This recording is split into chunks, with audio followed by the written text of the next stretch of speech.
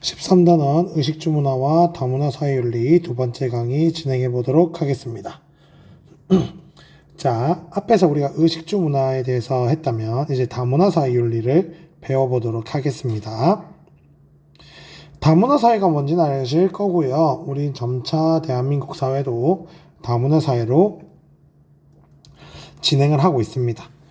이때 다문화 이론으로 세 가지를 배우는데요. 요거는 표현은 조금 달리하지만 사회문화에서도 배웁니다. 한번 보겠습니다. 1번. 이 다문화 이론은 다문화를 어떻게 바라보는지에 대한 태도예요. 동화주의. 자, 동화주의가 뭐냐면 한번 보자. 우리 이 다문화 이론에서 문화가 두 개인데요.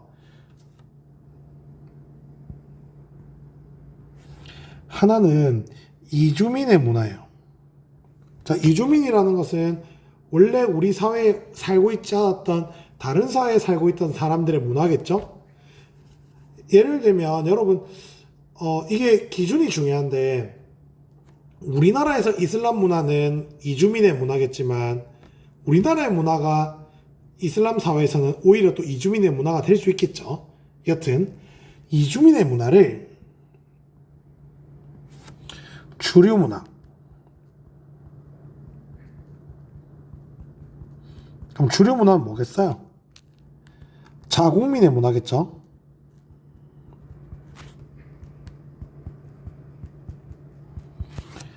적응, 통합시킨다. 자, 이게 동화주의입니다. 자, 얘들아 한번 보자. 너희 동화됐다 라는 게 뭐예요? 동화됐다. 똑같아졌다는 거죠. 그러니까 동화주의는 뭐야? 야, 이주민 문화 너희 우리나라 사회에 들어왔으면 너네 문화 버리고 주류 문화에 통합돼 주류 문화에 동화되도록 해. 이게 동화주의예요. 이해되시죠? 그럼 뭐야? 이주민 문화를 뭐 하라는 거예요? 버리라는 겁니다. 자, 장점이 있습니다. 문화적 충돌에 따른 사회 혼란과 갈등을 방지한다. 사회적 연대감과 결속력을 강화할 수 있다.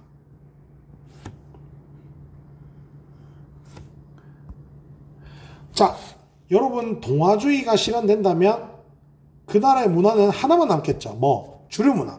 그러니까 갈등이 없겠죠. 문화 간의 갈등. 그리고 중요한 게 여러분 연대감, 결속력 이런 거 다 어디서 오는지 아세요? 하나의 공통점에서 오는 거예요. 여러분 2002년 월드컵 때 우리나라가 하나 됐던 이유가 뭐예요? 우리나라 국민들의 목표가 똑같았기 때문이야. 대한민국 월드컵에서의 그 높은 이제 곳까지 올라가는 게 목표였단 말이야. 여러분 동화주의에서는 왜 연대감과 결속력이 강화될까? 주류 문화라는 공통점 때문에 강화되는 겁니다. 자, 단점, 다양한 문화가 사라지겠죠? 그래서 문화 역동성이 파괴된다. 자, 이주민 문화는 형광펜. 자신의 문화 정체성을 살아가면서 유지하며 살아가기 어렵다. 즉 뭐예요? 너네 문화 버려라. 동화주의를요 용광로 이론이라고도 부릅니다.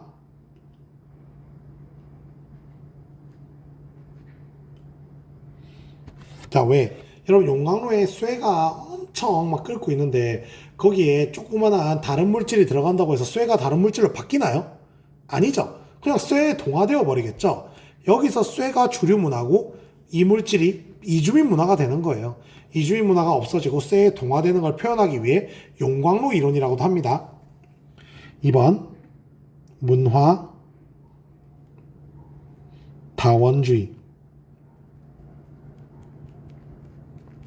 문화 다원주의는 국수 이론이라고도 합니다. 여기서 국수는 여러분 먹는 국수야. 자, 볼게. 주류 문화. 주류 문화가 뭐죠? 자국민 문화입니다. 문화를 중심으로 하되 이걸 중심으로 한대. 하지만 다양한 이질적인 비주류 문화를 허용해 줌으로써 다양한 문화 다양성을 존중하는 입장이다. 자, 봐봐. 이주민 문화가 비주류 문화입니다. 자, 동아주의랑 문화다원주의를 비교하면서 한번 가볼까? 자, 동아주의는요, 이주민 문화를 다 없애버리라고 하는 게 동아주의예요. 근데 문화다원주의는 뭐야? 이주민의 문화도 뭐야? 허용해줘라 라는 이야기입니다. 이해되시죠? 걔들도 살려주고 존중해줘라 라는 게 문화다원주의예요. 근데 중요한 거 봐봐. 우리 주류 문화랑 비주류 문화라는 말 자체에서 뭐가 있어 이미. 뭐가? 우열이 있어요. 우열이. 여러분, 문화다원주의는 비주류 문화를 살려주지만 이 비주류 문화란 말 자체가 이미 뭐야? 애들 낮게 보는 거잖아. 차이를 두고 공존하는 겁니다. 차이를 인정하면서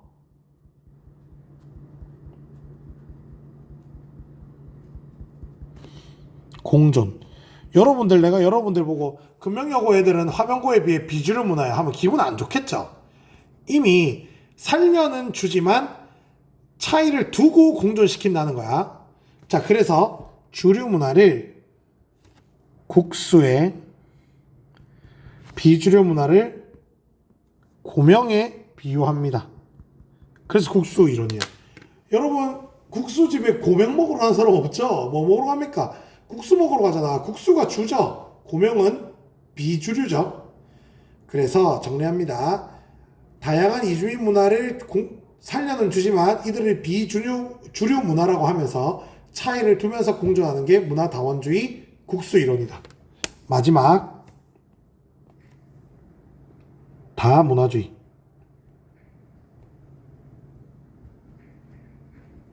샐러드 볼 이론이라고도 나옵니다.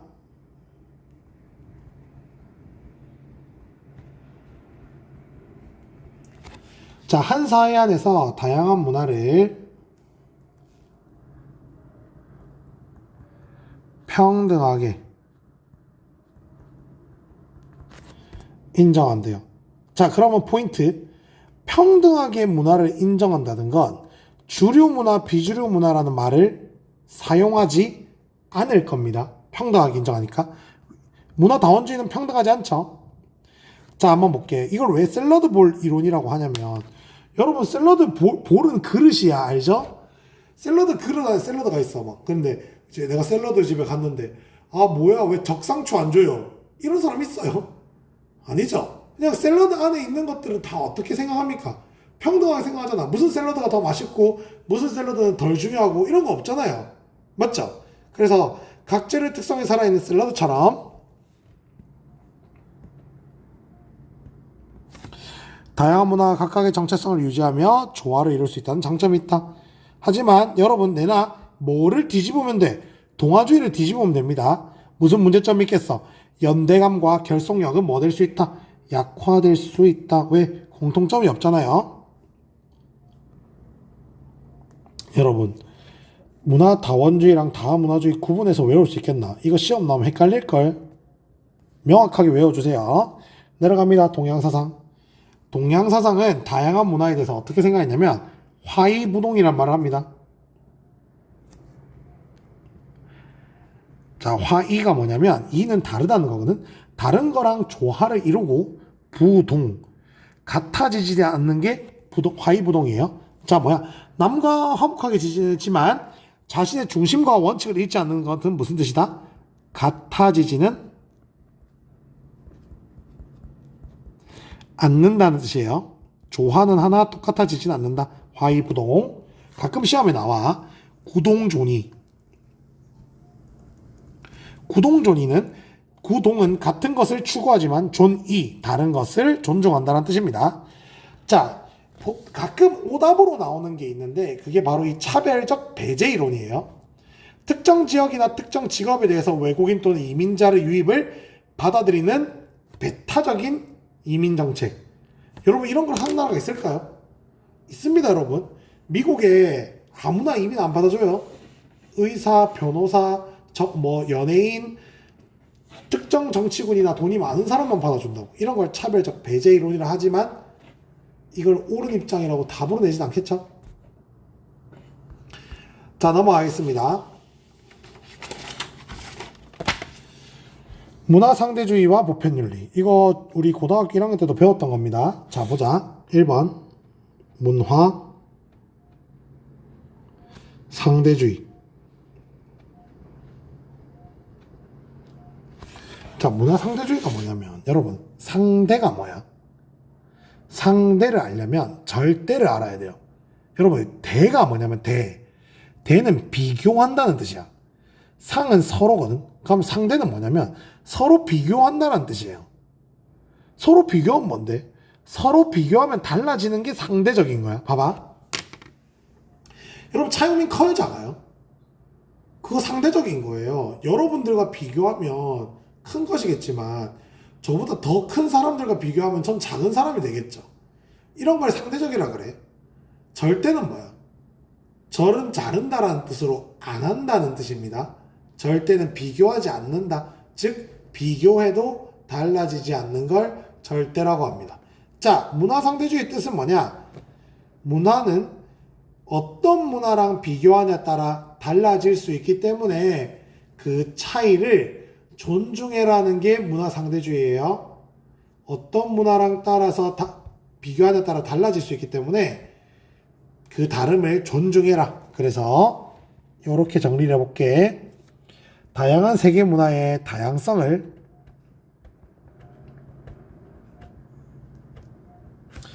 인정하고 각 문화가 생긴 독특한 환경과 자 근데 잘 들어봐. 나와 다름을 인정한다는 게 뭐야? 뭘 하면 나와 다름을 인정해요? 그냥 뭐 다를 수도 있지. 그게 아니고 그 다름이 왜 생겼는지를 이해하려고 노력하는 게 다름을 존중하는 거야. 봐봐.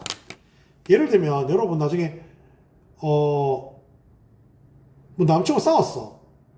그래 남친과 싸웠는데 내가 뭐 예를 들면 남친구한테 뭐 너 왜 물건 훔쳤어? 이렇게 뭐 장난을 쳤다 생각해보자. 그냥 뭐 생각나는 대로 이야기할게. 남친구가 발작을 하는 거야. 왜 그래? 그냥 훔쳤다고 한 건데 막 엄청 화를 내는 거야. 얘는 왜 이렇게 이 말에 화를 내지? 했더니 어렸을 때 물건을 안 훔쳤는데 훔쳤다고 의심을 당한 적이 있었던 거야. 그럼 좀 공감이 되죠. 아, 얘가 나랑 다른 이유는 과거에 그런 일이 있었구나. 그래서 그런 거구나. 이게 다름을 존중하는 거야. 자, 그렇다면 문화의 다양성을 존중하려면 뭐를 이해해야 되냐면 그 문화가 생겨난 역사적, 사회적 상황을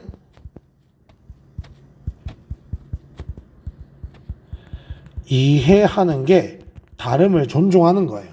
이해되시죠? 정리합니다. 문화상대주의는 문화의 다양함을 존중하는 입장.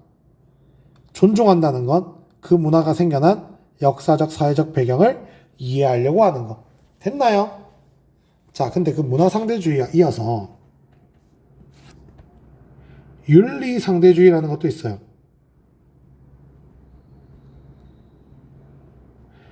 자, 윤리상대주의는 먼저 한번 보자. 똑같아. 주어만 바뀌었어. 문화가 다양함을 존중하라는 게 문화상대주의라면 윤리상대주의는 뭘까요? 윤리가 다양함을 존중하라는 게 윤리상대주의야. 자, 근데요, 여러분, 문화상대주의는 바람직한 입장이거든요. 근데 윤리상대주의는 바람직하지 못한 입장이야. 왜? 여러분, 윤리의 핵심은 무슨 성? 보편성이잖아. 근데 윤리가 사회와 시대에 따라 달라질 수 있다. 그래서 무슨 윤리가 없다? 보편윤리가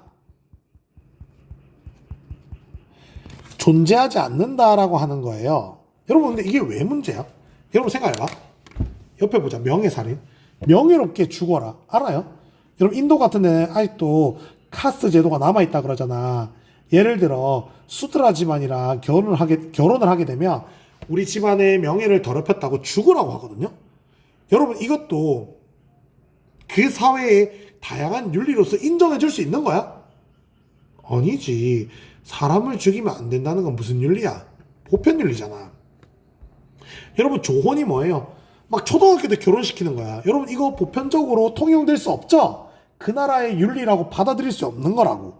그래서 윤리 상대주의는 문제점이야.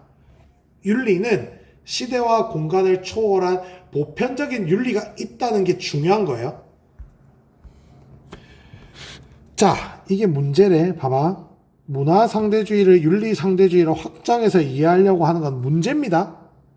왜? 보편 윤리를 위반하는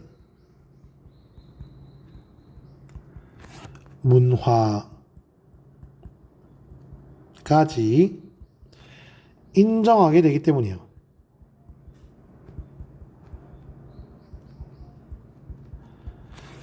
자, 봐봐. 여러분 보세요.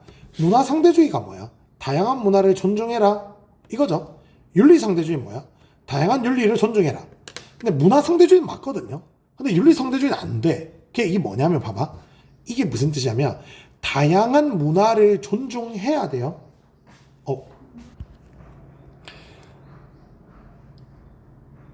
자, 그럼 봐. 다양한 문화를 존중하되 어디까지 존중해야 돼? 그 문화가 보편 윤리를 위배하지 않는 범위 내에서 존중해야 돼.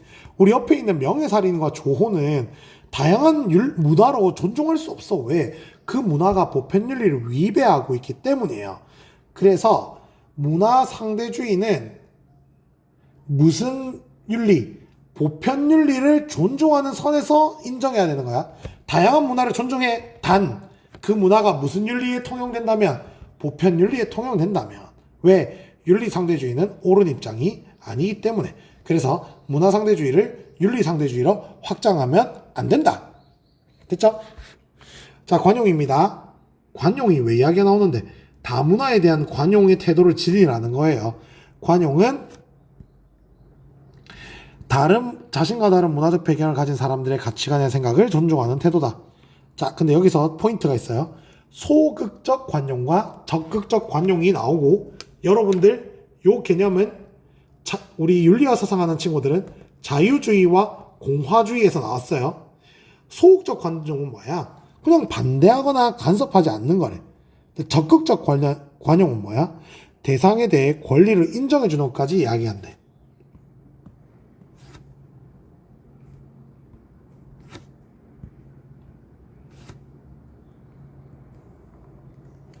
자, 여러분, 이거 어떤 느낌인지 내가 알려드릴게요. 나와 다름을 존중하는 게 관용인데, 소극적 관용과 적극적 관용, 이런 차이가 있어. 내가 예전에 윤사 때도 이야기했는데, 여러분, 내가 어렸을 때 엄마가 콤프로스트를 좋아했는데, 콤프로스트를 잘 안 사줬어요. 그래서 내가 사촌형 집에 어렸을 때 초등학교 4학년 때 가게 됐는데, 그때 처음으로 그 호랑이 기운이 나오는 콤프로스트를 처음 먹었어요. 그리고 세상에 이렇게 맛있는 게 있다니. 이런 생각을 했었거든. 근데 이제 왜 사촌형 집에서 콤프로스트를 먹고 친가 사촌형 집에 갔는데 형이 우유에 뭘 말아먹고 있는 거야. 내가 너무 놀래가지고 형 뭐 먹어? 이랬는데 형이 콤프로스트를 말아먹는 게 아니고 우유를 밥에 말아먹고 있는 거야. 개 놀랬어요, 진짜로. 그걸 맛있다고 먹고 있는 거임. 여러분 봐. 다르죠? 나랑은. 여러분 우유에 밥 말아먹어요? 아니죠? 근데 뭐 그럴 수도 있지. 이게 소극적 관용이에요. 나와 다름을 보고 그냥 간섭하지 않는 거야. 그냥 뭐 그런갑다. 저런 애도 있군. 적극적 관용은 뭘까? 예를 드는 거야. 우리 엄마가, 내 사촌형 이름이 성민이거든요. 성민이 형한테 야, 너 뭐해? 너 왜 우유에 밥을 말아 먹어? 막 성민이 형 우유를 밥 못 말아 먹게 막 방해해. 그때 내가 엄마한테 엄마 뭐해? 성민이 형이 밥에 우유를 말아 먹을 권리를 보장해줘! 이게 적극적 관용입니다. 그래서 그 사람이 그거 행동을 할 수 있는 권리를 인정해주는 거. 차이를 이해하시겠죠? 자, 근데요, 나와 다름을 무제한적으로 존중해줘서는 안 돼. 관용에는 뭐가 있다? 한계라는 게 있습니다.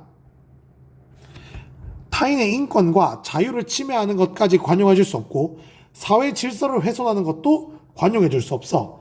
무제한적으로 관용을 하게 되면 자, 관용의 역설이라는 게 생깁니다. 이거 너무 중요하대. 관용을 무제한적으로 허용한 결과 형광펜 관용을 부정하는 사상의 태도를 인정하게 돼서 인권을 침해하고 사회 질서가 무너지는 현상. 여러분 이게 무슨 말이야? 관용은 남을 존중하는 거잖아. 나와 다름을 존중하는 거. 근데 관용을 부정하는 사람을 관용해. 그럼 어떻게 돼요? 나와 다름을 존중하다 보니 나를 부정하게 되죠. 왜? 나는 관용을 하는데 관용을 안 하는 애를 관용하면 결국 뭐야? 나는 관용을 안 하는 사람이 되는 거잖아. 이게 관용의 역설이야. 그래서 관용은 한계 지점이 있습니다. 관용하지 않는 사람, 타인의 인권과 자유를 침해하고 사회 질서를 훼손하는 것까지 관용하면 안 된다. 그래서 밑에 무제한적 관용, 오히려 관용의 소멸을 가져온답니다. 이거 이해되죠? 관용을 하다 보면 관용을 안 하는 애를 관용해야 된다. 그래서 관용을 이름으로 불관용을 뭐 해야 된다? 제한해야 된다. 관용을 안 하는 애를 관용하면 안 된다는 뜻입니다. 자, 두 번째 강의 마무리하겠습니다.